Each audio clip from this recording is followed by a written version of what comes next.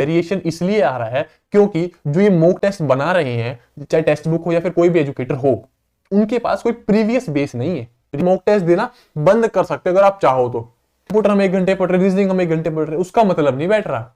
Hello दोस्तों, कैसे हैं आप सब लोग। मेरा नाम है हिमांशु सांगवान, आप देख रहे हैं ओए पढ़ ले।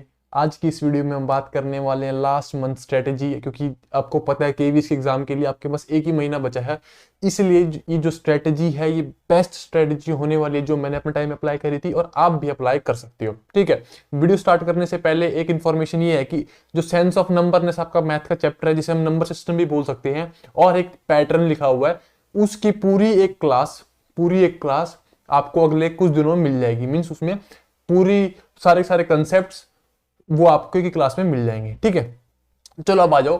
देखो, इसमें हम मेनली 3 टॉपिक से बारे में बात करने वाले हैं कि पहला, किस डेट तक आपको क्या चीजें कंप्लीट कर लेनी चाहिए। दूसरा, मॉक टेस्ट कैसे कैसे देने हैं, किस टाइम पे कितने देने हैं। तीसरा, कि टाइम मैनेजमेंट कैसे करना है। ठीक है, देखो पहले पॉइंट पे आ जाओ।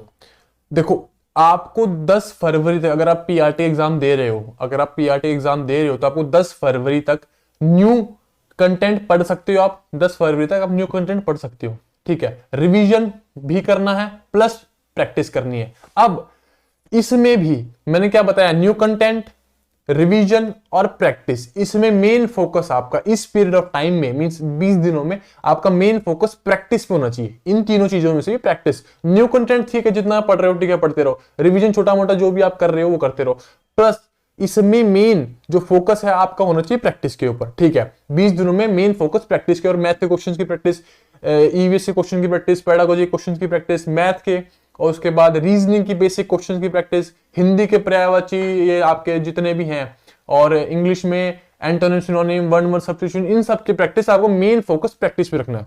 ठीक है, ये जो 20 दिन है ना, यही आपका एक अच्छा एक बेस बना देंगे। जो आप प्रैक्टिस करोगे ना लगातार, वो आपका एक बहुत ही अच्छा बेस बना दोगे। फॉर एग्जाम्पल, आपने कुल मिला के रोज के 100 क्वेश्चन भी प्रैक्टिस किए, इसमें क्या 20 दिनों में कितने हो जाएंगे, 2000 क्वेश्चन हो जाएंगे ना। अब देख लो 2000 क्वेश्चन कितने होते हैं, बहुत ज्यादा होते हैं। ठीक है, तो ऐसे करना। और इस प्रैक्टिस में क्या कर सकते हैं, इस प्रैक्टिस में आप मॉक टेस्ट दे सकते हो, आपके पास अगर कोई बुक है उसमें से कर सकती हो, या फिर आपको मिसलेनियस कहीं से भी क्वेश्चन मिल रहे हैं, वहां से आपको प्रैक्टिस करनी है।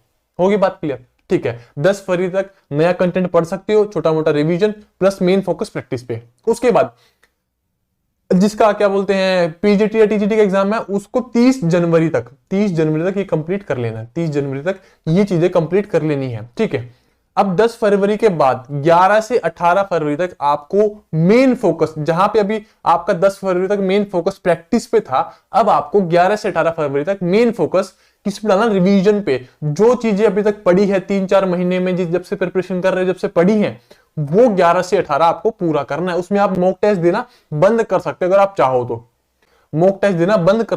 चाहो तो। 10 फरवरी तक जितने मॉक देने हैं दे लो, मेरे अकॉर्डिंग बता रहा हूं। ठीक है, 11 से 18 फरवरी मेन फोकस है रिवीजन, क्योंकि जो चीजें पढ़ ली हैं और वो ढंग से याद ही नहीं हुई है, तो पेपर में करके क्या होगा।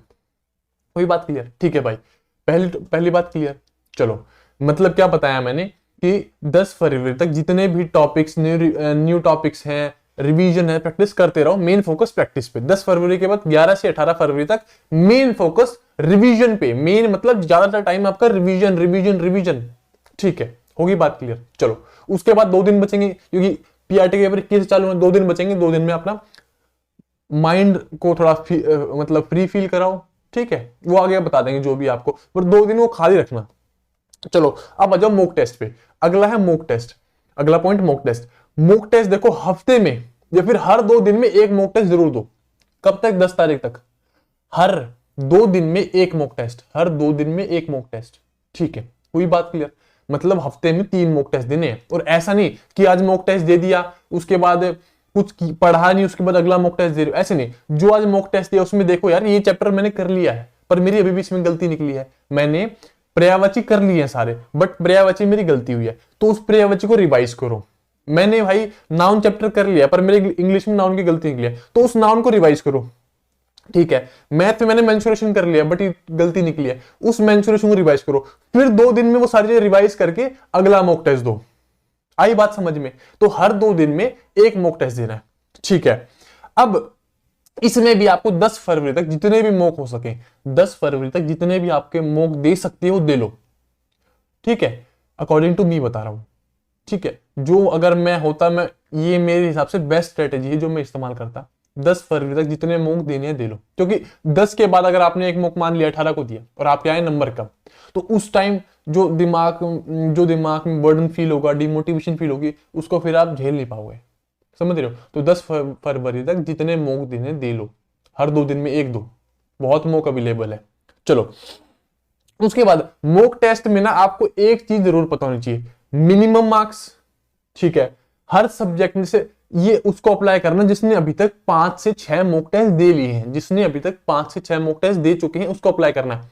मिनिमम मार्क्स लिखो, मिनिमम मार्क्स हर सब्जेक्ट के, कि भाई हिंदी में मिनिमम मार्क्स मेरे इतने, maximum marks in 6 mock test में इतने, और सबको मिला के एवरेज मार्क्स इतने मेरे, हर सब्जेक्ट के लिए, हिंदी के लिए, इंग्लिश के लिए, मैथ्स के लिए, पेडागोजी के लिए, ईवीएस के लिए, हर सब्जेक्ट के लिए आपको ऐसे करना है, minimum marks, maximum marks, average marks, ताकि आपको एक बेसिक इंसाइट मिले खुद के बारे में, खुद के बारे में आप रिफ्लेक्शन ले पाओ, खुद के बारे में रिफ्लेक्ट कर पाओ कि हाँ भाई यार मिनिमम मार्क्स मेरे इतने आ रहे हैं, मैक्सिमम इतने आ रहे हैं, एवरेज इतने आ रहे हैं। एक बार आप करके देखना, ठीक है, ये थोड़ा सा एक डायग्राम से यहाँ आपको दिख जाएगा कैसे कैसे करना है आपको, तो वो जरूर करना। उससे क्या पता लगेगा कि भाई अगर हार्ड पेपर आया तो मेरे कम से कम मिनिमम मार्क्स इतने आएंगे, अगर आसान पेपर आया तो मैक्सिमम मार्क्स मेरे इतने आएंगे, और अगर जितना जैसा मैंने पढ़ा हुआ है उसका एवरेज का पेपर आया तो मेरे इतने मार्क्स आएंगे। तो ये बात याद रखना, ठीक है, मिनिमम, मैक्सिमम और एवरेज हर सब्जेक्ट का आपके पास लिखा होना चाहिए। चलो, होगी बात क्लियर।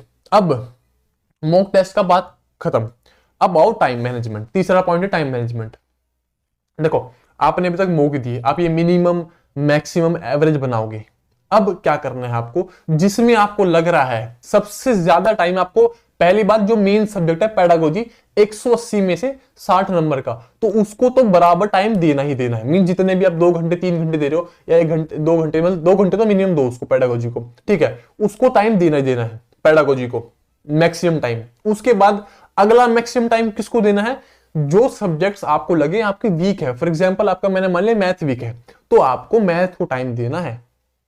और फॉर एग्जाम्पल आपको हिंदी तो आती है और हिंदी आप में अच्छे नंबर ला रहे हो, हिंदी को 2 घंटे देने का क्या फायदा, हिंदी को 2 घंटे देने का कोई फायदा नहीं होगा। अगर आपके मैथ में कम, आप मैथ में वीक हो, इंग्लिश में वीक हो, तो उन सब्जेक्ट्स को ज्यादा टाइम दो जिसमें आप वीक हो। हुई बात क्लियर। पेडागोजी को टाइम देना सबसे ज्यादा, उसके बाद मतलब मैक्सिमम टाइम इन चीजों को अलॉट करना है। पेडागोजी को आपका जो वीक सब्जेक्ट है जिसमें आपको लग रहा है मेरे नंबर कम आ रहे हैं, ठीक है, कुछ भी हो सकता है, मैथ, ईवीएस हो गया, हिंदी किसी का इंग्लिश, तो उसको आपको मैक्सिमम टाइम देना है अभी से ही।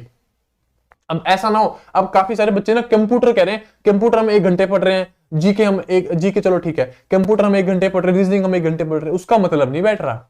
अगर आप कंप्यूटर 1 घंटे पढ़ रहे हो, रीजनिंग 1 घंटे बैठ रहे हो, मत पढ़ो, वो टाइम वेस्ट कर रहे हो आप लोग। कंप्यूटर 5 नंबर की आएगी, कोई भी यूट्यूब की मैराथन भी ले लोगे ना, कोई भी यूट्यूब पे जो मैराथन चल रही है 4-5 घंटे की होती है, वो 1 हफ्ते में एक बार ले लो, उसी में आपका टॉपिक कंप्लीट हो जाएगा, ठीक है, उसको भी 2x पे करके देखो। रीजनिंग के लिए कोई चैप्टर वाइज मत पढ़ो, रीजनिंग में क्या करना है, एक बेसिक कोई भी प्रीवियस ईयर लाइक आपका डीएसएसबी के पिछले साल के क्वेश्चन उठा लो, बेसिक 10-15 क्वेश्चन की प्रैक्टिस कर लो रोज, बस वही बहुत है, और 10-15 क्वेश्चन मुश्किल से 20-25 मिनट में आप कर दोगे, ठीक है। तो 1 घंटा देने की कोई जरूरत नहीं है रीजनिंग और कंप्यूटर को। होगी बात क्लियर। चलो, टाइम मैनेजमेंट पता लग गया, मैक्सिमम टाइम पेडागोजी को प्लस जो आपका वीक सब्जेक्ट है उन सबको, और एटलीस्ट 6 घंटे तो पढ़ो, एटलीस्ट 6 घंटे। इसमें आपका रिवीजन आ जाएगा, इसमें आपके न्यू कंटेंट जो आप पढ़ रहे हो, इसमें आपके मॉक्स आ जाएंगे, प्लस जो आप टाइम मैनेजमेंट की पेडागोजी को टाइम देना है, उसके बाद वीक सब्जेक्ट्स को टाइम देना है, ऐसे दो, एटलीस्ट 6 घंटे, 6 घंटे के बिना नहीं, ठीक है। और 6 घंटे भी उनके लिए जिनकी तैयारी अभी अच्छी खासी चल रही है, अगर आपके ठीक है जितने भी बन रहे हैं, पर आप एटलीस्ट 6 घंटे दो, वो सारे दे रहे होंगे, ठीक है, इस टाइम एग्जाम का प्रेशर है वो है, ठीक है। चलो, ये 3 बातें बहुत जरूरी होगी। अब अगर किसी को देखो अब वो बात क्लियर होगी। अब अगर किसी को लग रहा है कि यार मेरे मॉक में कम नंबर बैठ रहे हैं, कि यार मेरे मॉक में पहले मॉक में 142 आए, फिर मेरे 134 आए, फिर मेरे 130 हो गए, फिर मेरे 123 हो गए, या फिर मतलब वेरिएशन बहुत ज्यादा आ रहा है। देखो पता है वेरिएशन क्यों आ रहा है, वेरिएशन इसलिए आ रहा है क्योंकि जो ये मॉक टेस्ट बना रहे हैं चाहे टेक्स्ट बुक हो या फिर कोई भी एजुकेटर हो, उनके पास कोई प्रीवियस बेस नहीं है। प्रीवियस बेस फॉर एग्जांपल कि कोई प्रीवियस ईयर पेपर हुआ नहीं है इस सिलेबस के लिए, तो उनको भी नहीं पता अभी क्या पूछेंगे। जब भी ये जो आपके मार्क्स है ना, ये वेरी कर रहे हैं बहुत ज्यादा। अगर आप सीटेट का कोई मॉक टेस्ट दोगे, अगर आपने मान ली 10 सीटेट के मॉक टेस्ट दिए हैं, अब वो उसमें मार्क्स इतने वेरी नहीं करेंगे, क्योंकि उनको पता है कि हाँ भाई सीटेट ऐसे पेपर बनाता है और हमें भी इसी को देख के बनाना है, तो वो मॉक टेस्ट उसी को देख के बनाते हैं। बट अब क्या हो रहा है, जो केवीएस का है वो पुराना पेपर तो सिलेबस पे हुआ नहीं है कोई, तो सारे अपने अकॉर्डिंग मॉक टेस्ट बना रहे हैं, तो इसलिए जो आपका स्कोर है ना वो ज्यादा वेरी कर रहा है। ठीक है, तो इसमें घबराने कोई बात नहीं है। जिसके 130, 132, 133 इतने ही बन रहे हैं, घबराने वाली कोई बात नहीं है। बस आप जो आपने टेस्ट दिया, जो आपने मॉक टेस्ट दिया, उसमें ये देखो कि ये चैप्टर मैंने कर लिया है, क्या अभी भी मेरे इस चैप्टर में से या फिर इस टॉपिक में से सवाल गलत हो रहे हैं कि नहीं हो रहे हैं, बस ये देखना है। कोई बात क्लियर? क्या देखना है कि भाई ये चैप्टर कर लिया है, क्या अभी भी मेरे इसमें से क्वेश्चंस गलत हो रहे हैं कि नहीं हो रहे, बस ये देखना है। स्कोर पे मत ध्यान दो, क्योंकि स्कोर ना, अभी ये सारे जो मॉक टेस्ट हैं वो स्टैंडर्ड फॉर्म के नहीं है, सारे अपने अकॉर्डिंग बना रहे हैं। कोई आसान बना रहा है, कोई हार्ड बना रहा है, समझ रहे हो? और जो पेपर आएगा ना, जो केवीएस का असली पेपर आएगा, वही बेस्ट एक स्टैंडर्ड पेपर होगा। तो अगर आपको लग रहा है कि ईवीएस में मेरे इस मॉक में 20 में से 17 आ गए थे और इसमें मेरे 20 में से 9 आए हैं, वो मत समझो। उसमें बस ये देखो जो 9 आए हैं उसमें जो आपके टॉपिक्स आते हैं, क्या आपने ठीक किए कि नहीं किए, बस वो देखो आप।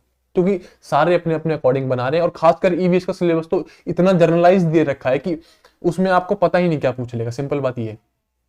कोई बात क्लियर? चलो ठीक है, तो 3 पॉइंट समझ आए कि आपको टाइम कब तक, जैसे मैंने जो बताया 10 फरवरी तक, उसके बाद मॉक टेस्ट कैसे देने हैं, उसमें minimum marks, maximum marks, average marks सबको लिखने हैं भाई, कमेंट करके बता देना। ठीक है, उसके बाद तीसरा पॉइंट क्या बताया, टाइम का, टाइम किसको ज्यादा देना है, किसको कम देना है, वो मैंने आपको बता दिया है। ठीक है, तो और एक वो आ जाएगी किसकी, नंबरनेस की video, plus second daily topic wise pedagogy के क्वेश्चंस की प्रैक्टिस, वो भी हम करेंगे। पेडागोजी की टॉपिक वाइज क्वेश्चन की प्रैक्टिस। ठीक है, चलिए दोस्तों, इस वीडियो को यहीं पे करते हैं खत्म।